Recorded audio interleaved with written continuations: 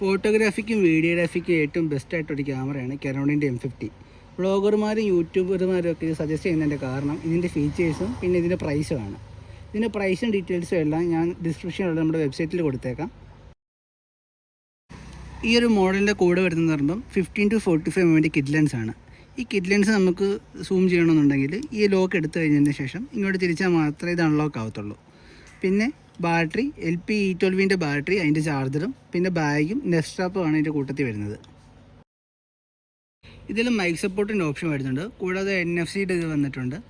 ഈ സൈഡിലാണെങ്കിൽ HDMI-യും USB-B ടൈപ്പിൻ്റെ ഓപ്ഷനും വരുന്നുണ്ട്.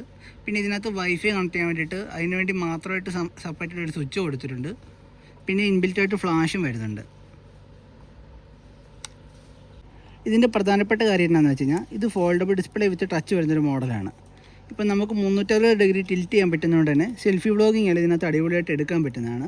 അതാണ് ഇതിൻ്റെ മെയിനായിട്ടൊരു ഫീച്ചർ. വീഡിയോഗ്രാഫിയിലൊക്കെ നമുക്കത് ഒരുപാട് ഉപയോഗിക്കും. ടച്ച് ഫോക്കസിങ്ങും കാര്യങ്ങളൊക്കെ പ്രോപ്പറായിട്ട് വർക്കിംഗ് ആവുന്നതാണ്.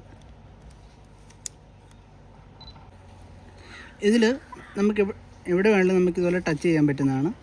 നമുക്ക് ഇതിൻ്റെ അകത്ത് പ്രത്യേകത എന്ന് വെച്ച് കഴിഞ്ഞാൽ ISO നമുക്ക് 25600 വരെ നമുക്ക് ISO കൂട്ടാൻ പറ്റും. അതുകൊണ്ട് തന്നെ ലോ ലൈറ്റിലല്ല ഫോട്ടോഗ്രാഫി വീഡിയോഗ്രാഫി കുറച്ചുകൂടെ നല്ലതായിരിക്കും.